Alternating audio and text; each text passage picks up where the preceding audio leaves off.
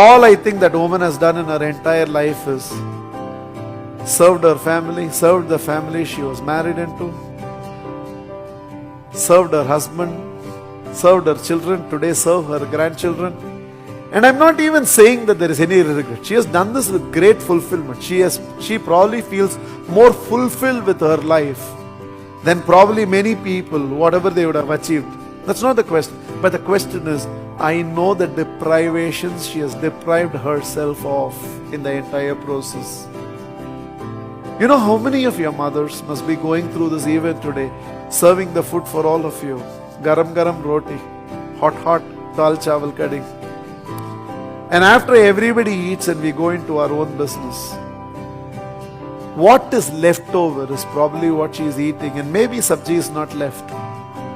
And she would not, if not enough sabji is left for you, she'll cook for you. But if not enough sabji is left for her, she's not going to cook for herself. Maybe she's just going to use achar and roll in 2 rotis and finish it off.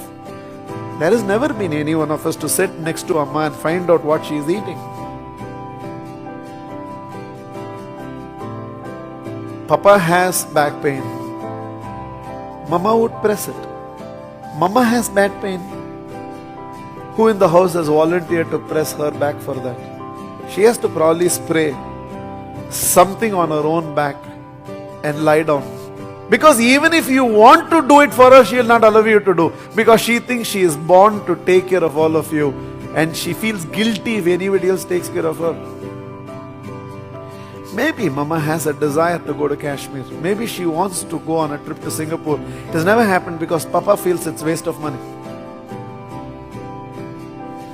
Chances are, there are a lot of things that is never part of her life because Dad did not believe it's worth it.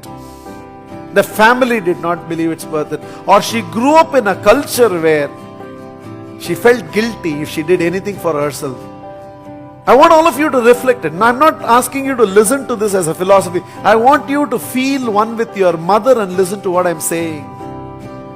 Culturally, it did not permit mamas to do something for herself. She would feel guilty doing it. In fact, even today, if probably anybody else in the house is sick, you know you're going to be taken care because mommy is around. It's scary even to think if mummy lies down, what will happen to the rest of the family, because we don't even know where salt is there, or sugar is there, or from where milk is coming. We don't even know that. In more than 90% of the cases sitting here, probably your mother never had the life that she deserved. Maybe many of her desires never got fulfilled, so much so that she has learned to suppress. Chances are she doesn't even communicate to you anymore. You means to anybody in the world. She doesn't even communicate what her desires are. Simple thing I'll tell you. You can reflect. Can your mother sit in front of television and keep watching something and continue to watch that after you come? Not possible. Doesn't matter what she is watching. Any one of you is sitting here, son, daughter, grandson, granddaughter, daughter-in-law. What is your first move when the old lady is watching television when you come? The remote control will shift hands and you will shift to the channel you want to watch. She can either continue to sit and watch, she has to get up and go. But I don't think even that choice for her to watch what she wants, even that choice does not exist. Think about it. Can you just make that one phone call which you never fail to make to your friends in a course of the day to say hi to them? Can you just make that one phone call to your mom on a daily basis and just ask her, "Saapte amma, khana kha liya kya? How are you?" Just one. Can you, before you go to sleep at the end of the day, just give her that quality? I know there is tremendous demand on your time. Not the time to remind you. But if I don't remind you now, I don't get another time to remind you. People who cry the loudest in the funeral are always those who did not express and demonstrate their love enough when the other one was still alive. I just do not want any one of you sitting here to be the loudest one to cry in a funeral of a mother. Instead of saying all the things that you would say when she can no more hear, can you say all the things that you must say when she can still hear you? Can you go out of your way? Now, Amma says she doesn't want anything. That's what she will say. But it's not difficult for you to find out what she has sacrificed. Yes, she is definitely going to say, I don't need. In fact, when you buy 2 saris to her and give it to her, she is going to say, why are you buying all these things? I don't have even time to wear the existing saris. So why you have to buy? She is going to say, but don't you know that she is going to wear those 2 saris in the times to come and go and tell at least 100 people, my son bought it for me, my daughter bought it for me? And can we create that fulfillment? Could we do a little things? Could we probably sit and tailor make exclusive songs which your mother will enjoy and create an iPod out of it and give it to her so that she can listen to the music that she enjoys listening to? Can we invest that time and effort and do it for her? Exclusive entertainment for her?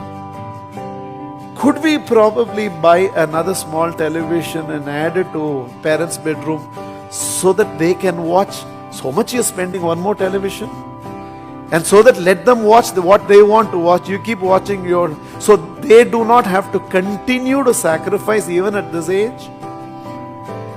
Maybe she doesn't get excited about you talking about Singapore and Switzerland and European holiday, but probably is it going to be difficult for you to arrange for an exclusive cab and taking her to Tirupati, which she wants to go, and bring her back, or to Nagore and bring her back? A pilgrimage trip which probably will mean a lot to her. Do what you have to do. Arrange what you have to arrange. Maybe she wants to just go and trek up to the Vaishnava. No, at her age she can't trek. Let's get 2 people to carry her up. Give her that experience and bring her. And for her probably that will be Jannat, that will be her salvation, that will be her fulfillment. I'm just indicating a direction to you. Probably she is one woman who has cried more for you than anybody else has cried. For the wrong reasons, can we ensure she no more cries because of us? Can we bring respect in the tone? I know you have great freedom when you speak to your mother. If that one relationship you can't take that freedom, where will you take? But can we bring that respect and affection in the tone of our voice and the way we speak to the mother? In a single sentence, whatever years that are left, can we take care of her like you take care of an angel? Can we listen to her once before she goes?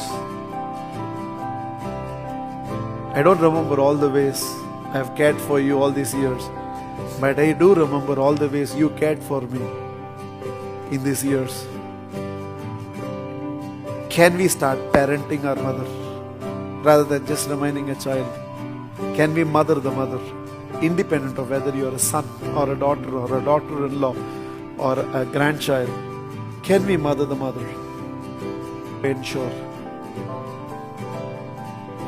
that you recognize that lady has not got the life she probably deserved, and you're going to do everything in your capacity in the days ahead of you in gifting her a life that she truly deserves.